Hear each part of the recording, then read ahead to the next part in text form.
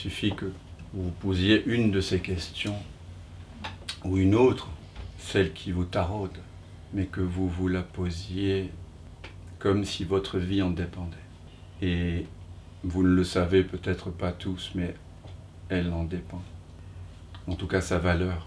Parce que cette reconnaissance, ce vers quoi nous amène ce questionnement, ces questions, à rebours de nos habitudes, à rebours de nos perceptions, c'est une paix, une joie, au sens complétude, une liberté absolue, une intimité avec toute chose, ce qu'on nomme généralement le bonheur, et que la plupart d'entre vous, vous savez que vous ne pouvez pas trouver dans les expériences dans le monde.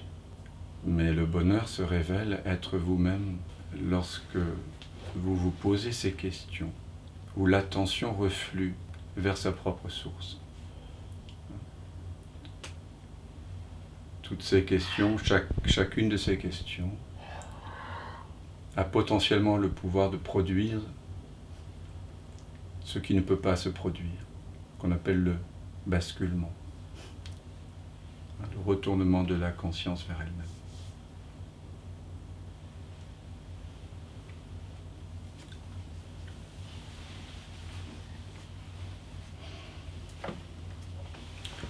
Maintenant, s'il y a des questions ou s'il y a une envie de partager, c'est bienvenu.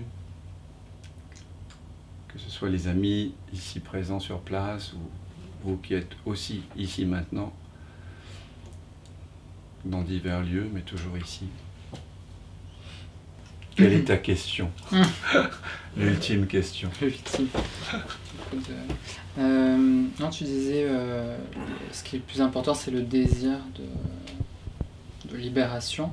Et quand ça s'accompagne de tension, de frustration, et que tu nous parles de cette idée de laisser brûler, parce que c'est comme buter, en fait, presque. Et comme avec ce désir de libération, là, en écoutant les questions, c'est comme si ça butait contre quelque chose qui résiste, et puis il y a de la frustration qui monte,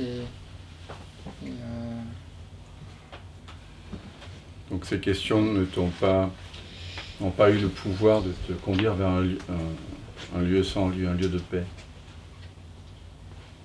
Parfois si, pas là, mais souvent c'est accueilli avec la tension de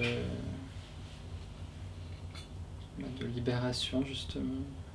Enfin, la tension de libération, l'attente, tu veux dire?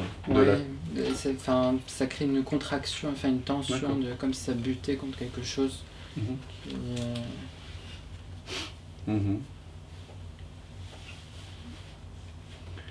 Alors, et parfois, ça, sans ces questions en particulier, ou de toute façon, ce lieu de paix, il peut être senti. Et parfois, c'est plus la frustration qui est sentie, ou la contraction. D'où vient cette frustration? Elle apparaît, comme tout le reste. Mais pose-toi la question d'où est-ce qu'elle vient?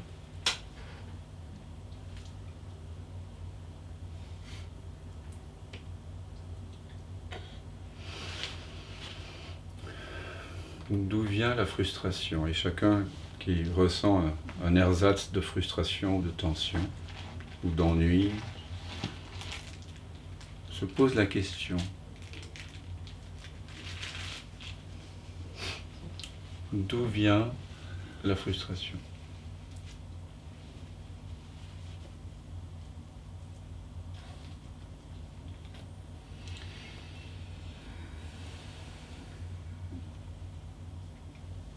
Qu'est-ce que tu...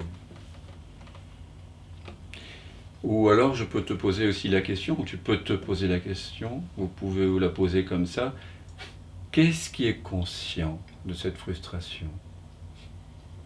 Par quoi est-ce que c'est connu?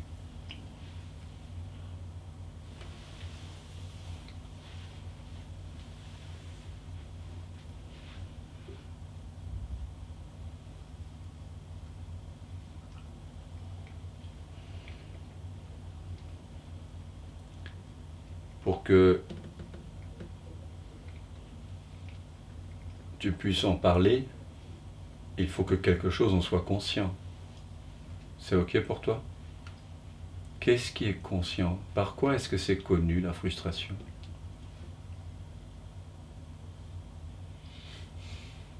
Est-ce que cela qui est conscient de la frustration est différent de cela qui est conscient des sons qui sont là, ou de ma voix, ou des sensations de chaleur dans ton visage? Donc il y a plein de perceptions, mais toutes ces perceptions sont connues par une seule conscience, ou un seul espace. Comment tu nommerais, comment tu désignerais cela qui est conscient de ta frustration? Quelque chose qui contient... Un contenant? Ouais. Ok. C'est pas un objet. C'est pas un objet, mais tu peux l'appeler momentanément contenant. D'accord. Peux-tu maintenant t'interroger, poser la question, d'où vient le contenant?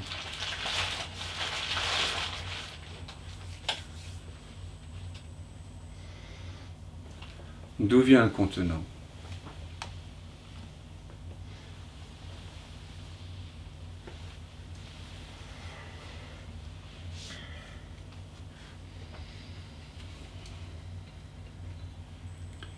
D'où vient le contenant? D'abord, il y a une sensation, une peur, un désir, une frustration, une impuissance, une irritation. Vous vous posez la question, qu'est-ce qui est conscient? Vient un mot contenant pour Omar, peut-être conscience pour d'autres, présence pour d'autres encore, ou Dieu, ou le soi, un espace, ou je ne sais pas. Mais qu'importe. Ensuite, vous vous posez une deuxième question. D'où vient ce contenant pour Omar? Et si vous avez répondu présence, d'où vient la présence?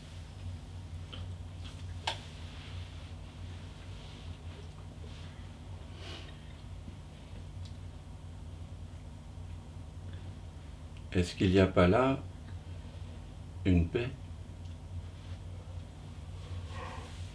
Quand tu te poses cette deuxième question, à laquelle le mental ne peut pas répondre, parce que le contenant des pensées ne peut pas exister comme une pensée dans le temps, sur une ligne imaginaire allant de la gauche vers la droite, du passé vers l'avenir. Le contenant contient le temps. Et quand on se pose la question d'où vient le contenant, la pensée n'est pas faite pour y répondre, puisque la pensée a besoin du temps. Donc, quand vous vous posez cette deuxième question,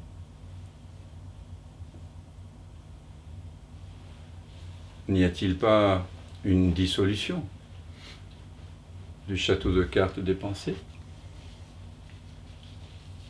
Quand tu te poses cette deuxième question, tu sens la paix, non, qui est là? Cette paix était déjà là. Elle ne se révèle quand les narratifs explicatifs de comparaison, de justification, de condamnation, d'étiquetage cessent momentanément.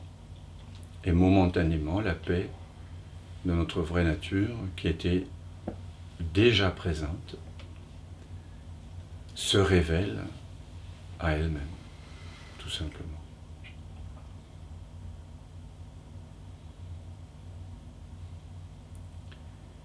Donc parfois je mène cette investigation du soi en deux temps. C'est ce que je trouve le plus approprié, mais qu'importe la bouteille, pourvu qu'on ait l'ivresse.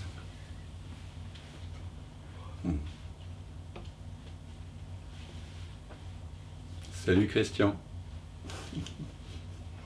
Je te vois sur ton trône.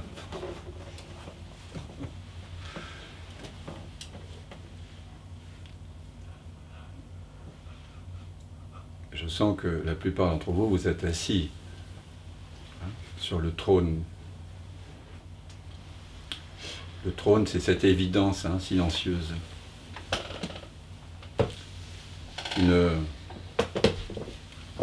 qui n'a pas de préférence, qui ne veut rien, qui ne sait rien et qui ne possède rien.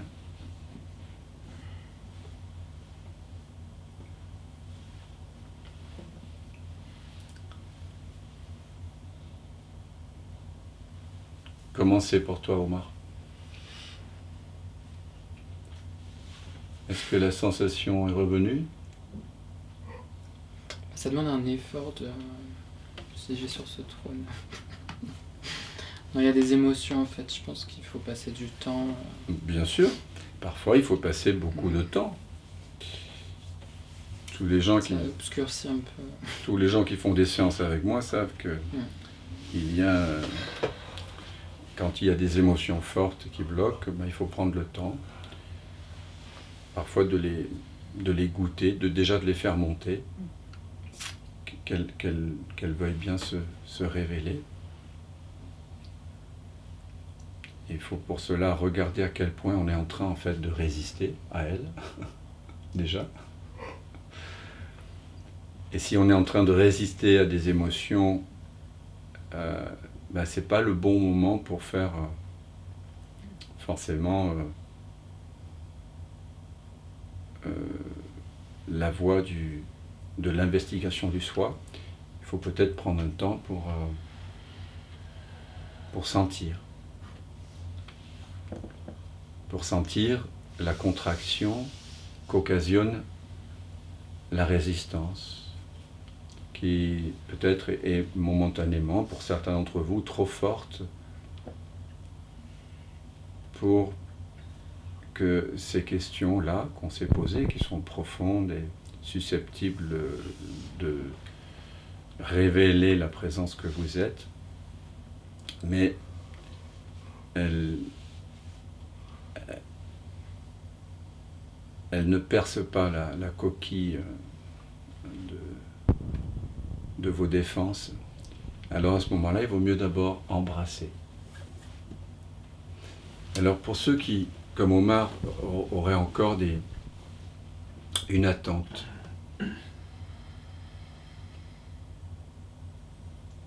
et on pourrait faire précéder les questionnements dont nous avons fait usage tout à l'heure, par cette question-ci, qui est susceptible de révéler justement vos frustrations, s'il y en a. Et souvent, elles sont évidemment inconscientes. Tout irait très bien si seulement. Qu'est-ce que tu veux vraiment? Et là, c'est open bar. C'est-à-dire que vous soyez simplement honnête. Rien à voir avec forcément tous ces fantasmes d'éveil, de spiritualité, mais posez-vous sincèrement la question. Tout irait très bien si seulement, si j'obtenais cela, si cette expérience-là advenait, si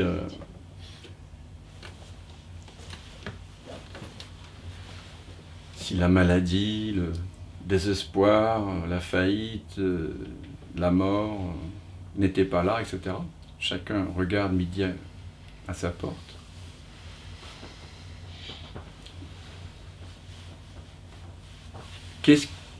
En quoi il faudrait que le monde, les autres, ou vous-même, le corps, le mental, changent pour obtenir le bonheur, la joie, l'amour, la paix? Peut-être que certains n'ont pas de réponse parce que vous êtes tellement installés sur votre trône. Donc vous restez là, dans cet espace qui est avant la pensée. Mais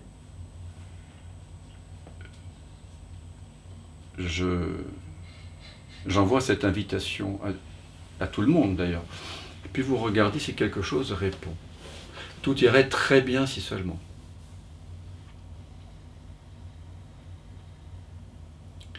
Alors Omar, qu'est-ce qui te vient? Ah oui, tu as posé une question là. Qu'est-ce que tu veux vraiment? Qu'est-ce qu'il faudrait? Tu peux dire A. Hein? Tu peux dire A. Vous n'êtes pas obligé de le dire en mots. A. Ok. Ça veut dire quoi, A? A, ça veut dire ce que tu veux. Ah, d'accord. A, ça fait référence à C'est 3 petits points. 3 petits points, voilà, parce que on n'a pas forcément envie de révéler devant 80 personnes. Non, mais je vais être libéré pour être... pour ne pas être... Tu pour veux pas être... souffrir. Qu'est-ce que tu veux alors? Formule-le vraiment. La formulation de la réponse est très importante. Donc prends un peu de temps. Qu'est-ce que tu veux vraiment? C'est-à-dire que quand je dis qu'est-ce que tu veux vraiment, ça veut dire que si j'obtiens ça, en fait, j'ai tout ce que je veux en fait. Peut-être qu'il y a plusieurs réponses, mais allez déjà chercher celle qui vous touche. Et est-ce que tu vois quelque chose là? Qu'est-ce que ça répond? Être libre de la souffrance. Libre de la souffrance, d'accord. Eh bien, je t'invite à sentir ce que ça fait que de vouloir être libre de la souffrance. Et chacun, donc, vous pouvez prendre la réponse qui a été la vôtre, et vous allez, je vais vous aider à la reformuler, vous allez le faire par vous-même. Sans que tu veux donc te libérer de la souffrance, de tout ton être, de tout ton cœur, mais que ce n'est pas possible. Parce que cette libération n'est pas là maintenant. Voilà. Donc elle ne sera jamais là. Parce qu'il n'y a que maintenant. Donc sens ce que ça fait.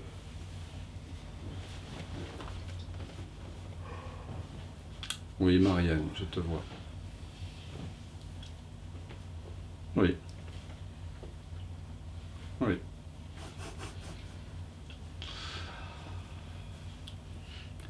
Sens que tu veux ça de tout ton cœur, de tout ton être.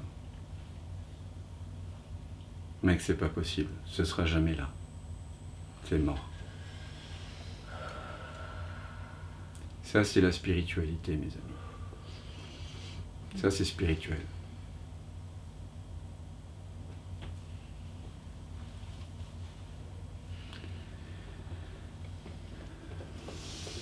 Et là, vous sentez, je suppose que tu sens monter une frustration.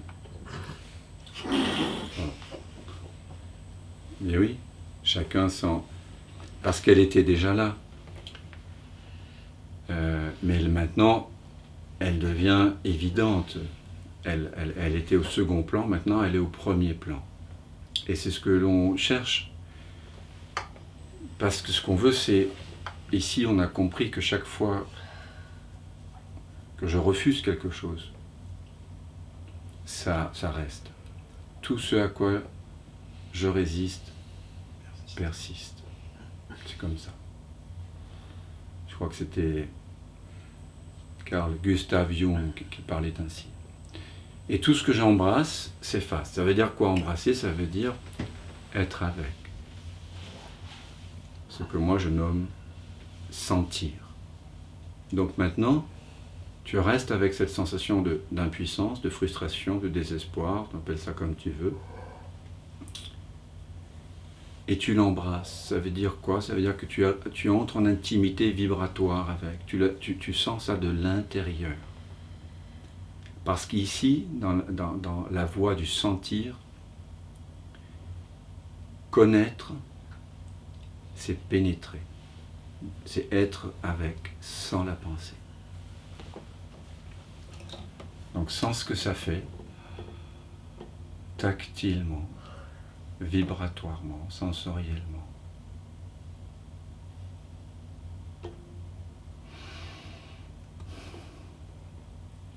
Et s'il y a trop de pensées, tu peux aussi utiliser ce petit mantra. J'ai une frustration, j'ai une sensation, j'ai une résistance, j'ai une souffrance. Et tu restes avec.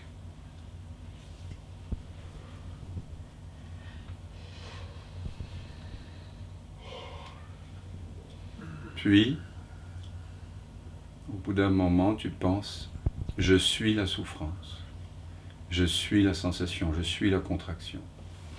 En réalité, bien sûr, tu n'es pas la souffrance, tu es le sans-forme qui momentanément et en apparence prend la forme, épouse complètement la forme de la souffrance. Comme l'eau de l'océan, momentanément prend la forme de la vague, de toutes les vagues. Mais nous nous occupons de celle-ci qui a été tant rejetée. Donc je suis la souffrance, ou je suis la frustration, ou en tout cas cette sensation qui est montée lorsque tu as dit, sans ce que ça fait, de vouloir ça et de ne jamais pouvoir l'obtenir.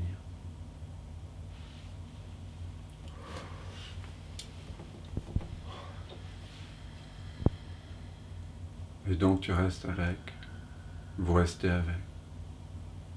Tu fais l'unité, tactilement, sensoriellement, sans pensée, sans commentaire, juste vibratoirement, gorge, mâchoire, visage, front, pommettes, yeux, paupières, tempes, cuir chevelu, cerveau, nuque, gorge, épaules, bras, avant-bras, coudes, poignets, paume des mains, pouce, index, majeur, annulaire, petit doigt, poitrine, épaules, aisselle. Vraiment entrer en intimité vibratoire avec ce que cela fait, sans jugement, sans commentaire. Entrer comme on entre en intimité avec une musique,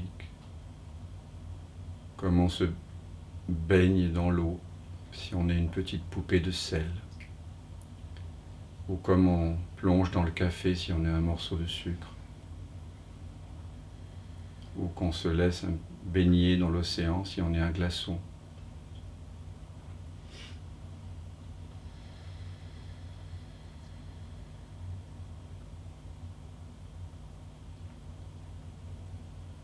Poitrine, cœur, ventre,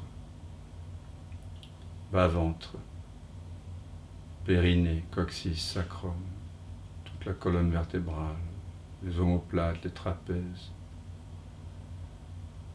cuisses, genoux, mollets, tibia, chevilles, talons, plante des pieds, orteils. Je suis la vibration. C'est vraiment le baiser divin. C'est Dieu qui s'éveille dans cette partie de lui-même qu'il avait ignorée. C'est la conscience qui s'actualise dans une partie d'elle-même qui avait été momentanément rejetée comme n'étant pas elle. C'est tout. C'est doux. C'est aimant. Il n'y a pas de jugement ici. Il y a intimité.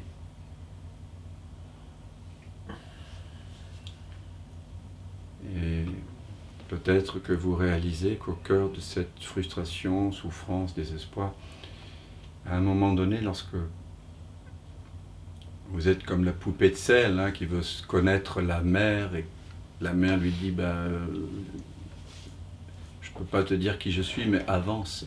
Et elle avance avec confiance dans la mer. Et avant de se dissoudre, elle dit, selon les versions, je suis la mer où je suis. Et vous aussi, quand vous plongez dans la frustration, dans l'attente, dans la crispation, il y a ceci de miraculeux Je dis miraculeux parce que tellement peu d'humains sont informés de cela, que se révèle en fait la paix, l'amour, la joie que vous cherchiez.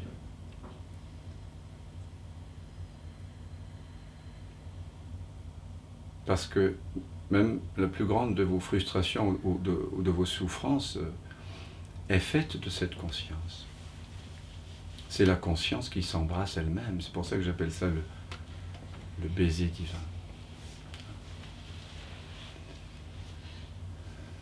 La présence se reconnaît là. Et ça, c'est l'invitation que je partage, c'est à se goûter dans des parties de nous-mêmes auxquelles on a longtemps résisté. Ça éveille profondément la conscience, la beauté, la paix en chacun.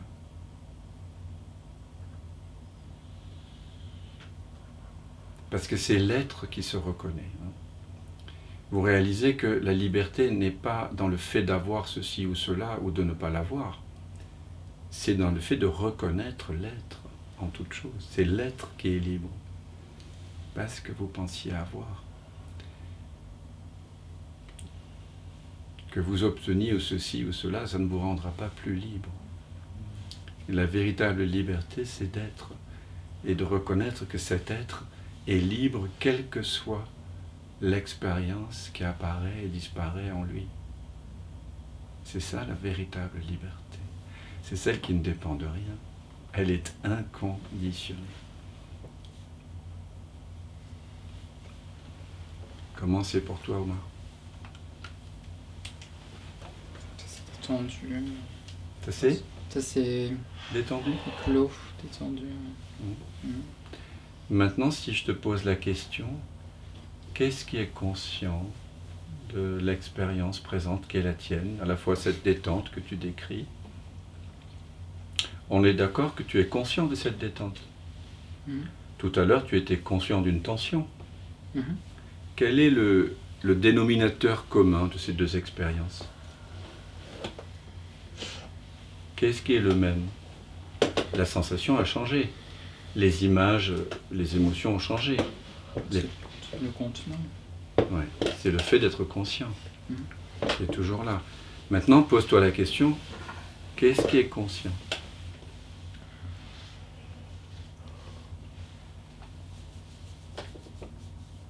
Qu'est-ce qui est présent et conscient de cet état de relâchement? Et chacun, vous pouvez maintenant vous poser cette question. Elle vient maintenant, peut-être que cette question résonne encore plus fortement parce que vous ne la faites pas pour éviter de sentir des choses désagréables. Vous avez déjà fait l'unité avec la peur de perdre, avec le désarroi, avec la frustration. Donc maintenant que vous avez embrassé ce qui vous faisait le plus peur et que vous avez reconnu que cette peur est faite de conscience, vous pouvez vraiment avec sincérité vous poser cette question. Et là, elle est vraiment efficiente. Qu'est-ce qui est conscient de cela? Qu'est-ce qui te vient comme réponse?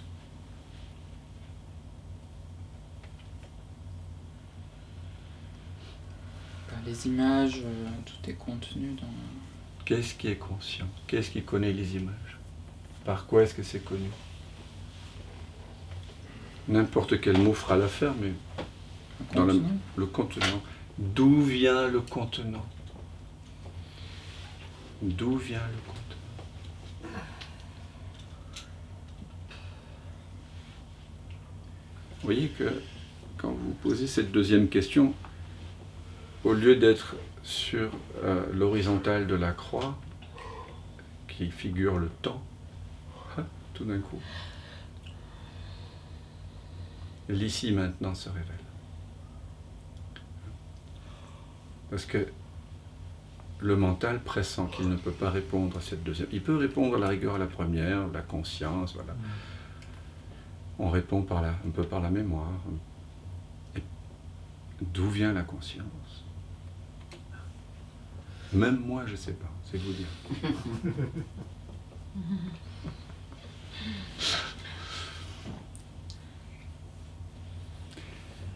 Et là, à nouveau, on est au seuil de l'inconnaissable. Et là, on se sent bien, non? Non, Omar? Mieux. Donc il faut continuer. Parce que, voilà, il faut se reposer la question encore. Tout irait très bien si seulement. Je pense qu'on peut la poser plusieurs fois. Ah, ouais, tu peux la poser plusieurs fois. Ah ouais, oui, mais oui, il peut la poser plusieurs fois. Et vous pouvez vous la poser. Mais moi, dès que j'ai senti que j'allais mieux, la première fois où mon maître me posait cette question, ben, je continue à me la poser. Parce que je suis de nature autodidacte. Et quand je sens, c'est un peu comme hier, j'avais perdu mes oreillettes là. Je m'étais amusé avec mes enfants dans les feuilles mortes. On s'amusait à s'ensevelir sous les feuilles mortes. C'était marrant. Et sauf que quand je suis arrivé dans la voiture, là, on me signale que mes luxueuses oreillettes, là, Apple, étaient perdues. Et il faisait nuit. Et donc je devais chercher dans 200 mètres carrés de feuilles mortes, tapis de feuilles mortes, un petit truc blanc que je ne voyais pas. Et puis j'ai découvert qu'il y avait une application qui signalait, mais à quelques centimètres près, c'était incroyable. Et donc on était là à jouer les enfants d'ailleurs, après avoir joué à ça, ils disaient « Oh papa, on peut jouer avec ça ?» Non.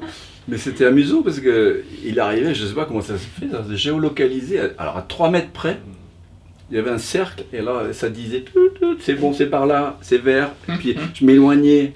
Ça me rappelait le jeu que j'aimais bien jouer quand j'étais enfant, là. C'est chaud, c'est froid. Ça brûle. Et ben là, ça brûle. C'est l'émission du Tu vois, en fait. là, Omar nous dit ça se détend. Pourquoi ça se détend? Parce qu'il a fait l'unité. Et il a été authentique, il a été honnête, il a répondu à la question, il a retourné la question, chacun l'a fait. Et puis on sent que ça se détend. Peut-être qu'il y a encore des croyances transparentes, inconscientes à explorer, mais il suffit de faire ce que je viens de partager avec vous. C'est ce que j'ai appris auprès de mon maître. On fait d'abord la voie du sentir, la voie de l'amour, et ensuite la voie de l'investigation du soi.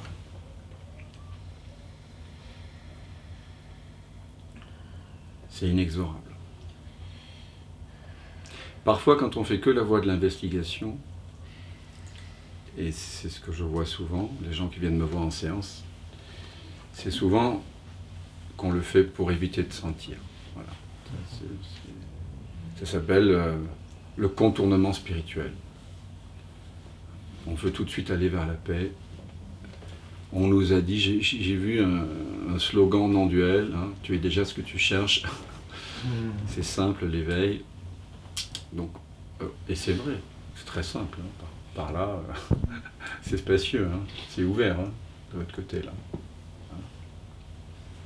C'est vrai, non? Mais de temps en temps, il y a des émotions qui font qu'on a du mal à s'établir dans cette évidence. Et donc là, je vous invite d'abord à faire l'unité tactilement, sensoriellement avec. Et seulement ensuite, après, revenir vers la vision sans tête ou vers la présence. Vous appelez ça comme vous voulez, vers ce qui ne change pas. Est-ce qu'on peut faire que la voie du sentir? Oui, on peut aussi faire que la voie du sentir. D'ailleurs, dans les stages de 9 jours, je m'amuse à faire l'une et l'autre exclusivement par rapport à une tension, à une question. Et on peut, oui, faire si on fait que la voie du sentir, par contre, il faut la continuer jusqu'à ce qu'il n'y ait plus aucun sentiment de séparation, de taille, de toutes ces questions que j'ai posées là. Est-ce que tu as une taille? Est-ce que tu as un poids? Est-ce que tu as un âge? Est-ce que tu as un genre? Ça fait voler en éclats toutes nos croyances aussi. La voie du sentir, parce que justement la pensée n'est pas présente, tout simplement. Tout simplement parce que sentir, c'est non-duel. Sentir, c'est la non-dualité, hein, déjà. Le truc, c'est que quand on commence à sentir, au début, on sent un peu et on pense beaucoup. Après, on sent un peu plus et on pense moins. Mais on appelle toujours ça sentir. Donc c'est un art de vivre. Et donc c'est pour ça qu'il faut parfois sentir pendant un certain temps. Il y a aussi l'impression que les résistances qu'on a fonctionnent par couche. Et donc parfois, voilà, on peut sentir quelques minutes, quelques temps. Et parfois, c'est pas évident tout seul, parce qu'on se perd dans la couche 33 ou 28. Et là, on commence à penser beaucoup, et on pense qu'on est en train de sentir alors qu'on est en train de penser. Mais oui, on peut tout à fait se reconnaître et retrouver et embrasser, célébrer la présence que nous sommes, simplement par la voie du sentir. Parce que sentir consume la résistance. Mais parfois, le temps de consommation dépend de l'instant, hein, de là où vous en êtes, de ce qui se présente. Donc c'est un art de l'instant. Mais oui, bien sûr. Et vous devez chacun voir ce qui vous convient. Voilà, ce qui est le plus approprié pour vous, dans l'instant. Dans l'instant, parce que c'est pas parce que la voie du sentir a bien marché pendant quelque temps qu'il ne faut pas aussi se poser la question d'où est-ce que je viens, qu'est-ce qui est conscient. Donc, c'est deux façons différentes d'escalader une apparente montagne. C'est deux façons différentes.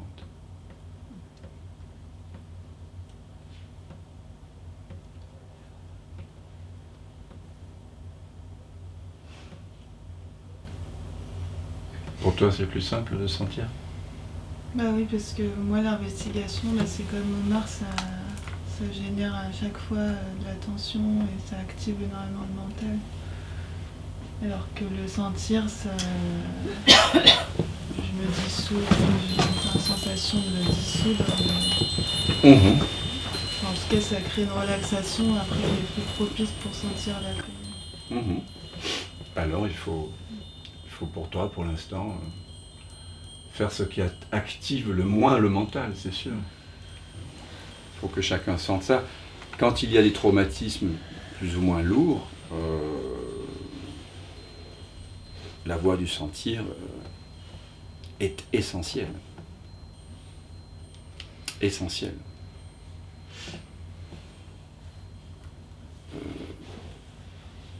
On ne peut pas faire l'investigation du soi véritablement s'il y a des gros traumatismes qui ne sont pas embrassés. Ça me paraît... il va y avoir très vite des phénomènes de compensation.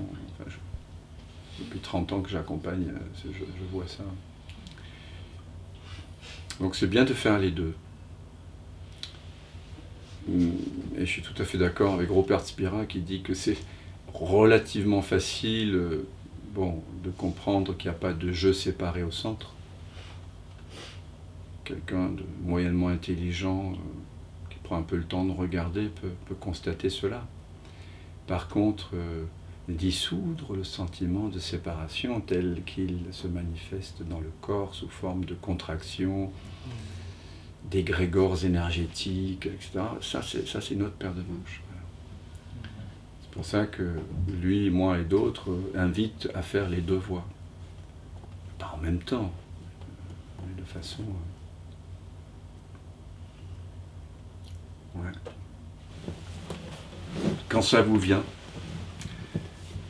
parce que ici il ne s'agit pas de pratiquer, hein, c'est des jeux de révélation, et il faut y jouer comme vous jouez, pratiquer le loisir que vous aimez le plus, sinon ça n'a pas d'intérêt finalement.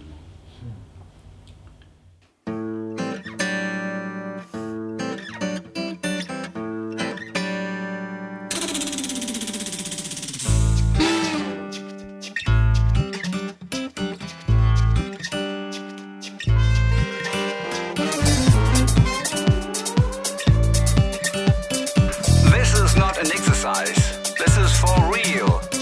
Today is the end of the world. Humanity has played its part. You've had your chance, but the disaster is here.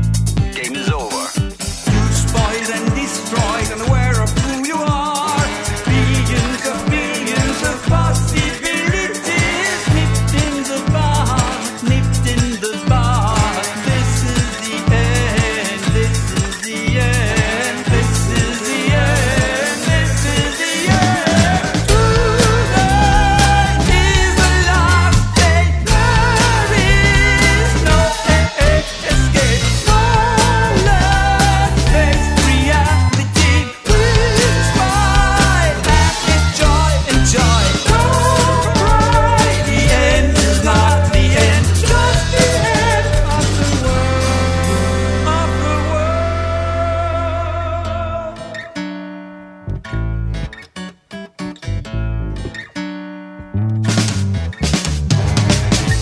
In a way, it's the end, in case you didn't realize your true nature.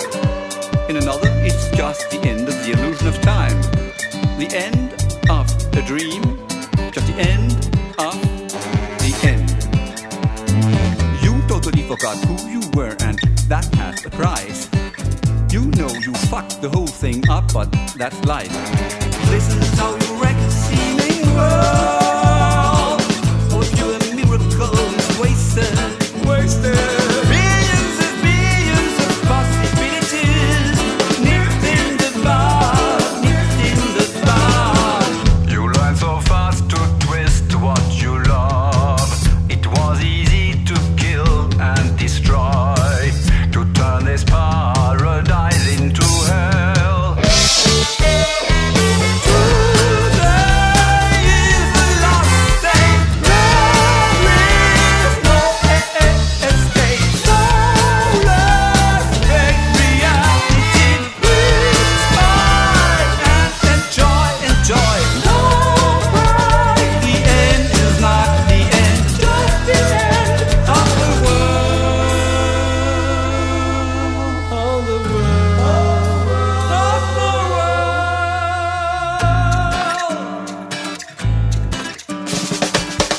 Billy la ba ba di loop ba bip boop ba bip ba ba ba. Billy la ba ba. Billy la ba ba ba ba. Boop ba ba ba ba ba ba ba ba ba. Like those on the Titanic, keep playing till the end. Let's just sing and celebrate the cosmic jolt. This is the end of the end.